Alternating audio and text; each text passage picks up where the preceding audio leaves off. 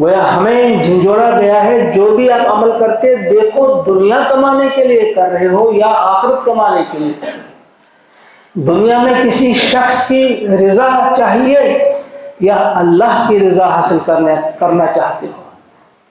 اور اسی طرح ایک اور مقام پہ سورہ الانعام آیت نمبر 52 میں بھی اللہ کا ارشاد ہوتا ہے، کچھ لوگوں کی تعریف کی ہے کہ اپنے آپ کو انہی کے ساتھ رکھو، یہ اچھے لوگ ہیں۔ یہ لوگ کیسے ہیں؟ یریدون وجہہ، یہ ایسے لوگ ہیں جو اللہ تعالیٰ کی خوشنودی کے طلبگار ہیں،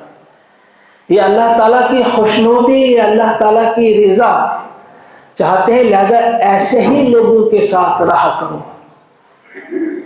تو یہ اللہ تعالیٰ کی رضا، یہ اللہ تعالیٰ کی خوشنودی، یہ کس قدر اہم ہے، اس حدیث پاک سے جو میں نے ابھی آپ کے سامنے پڑھی، پہلی حدیث ہے بخاری شریف کی، کیونکہ پہلے ہی امام بخاری اس سے لائے ہیں، اس لیے کہ آگے جو پڑھنا ہے اخلاص کی نیت سے پڑھو، آگے جو بڑھنا ہے اخلاص کی نیت سے بڑھو،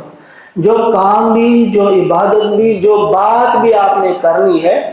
وہ اخلاص کے لیے ہو۔ اخلاص یعنی صرف اور صرف اللہ کی خوشنودی، اللہ کی رضا مطلوب ہو۔ اور یہ اللہ کی رضا جو ہے، یہ خلوص جو ہے، اس کی روح جو ہے وہ ہے محبت، یعنی جتنی زیادہ اللہ کی محبت آپ کے دل میں ہوگی خلوص بھی آئے گا۔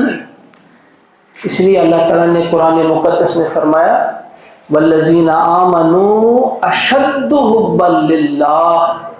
جو ایمان والے ہیں وہ شدید محبت کرتے ہیں اللہ تعالیٰ،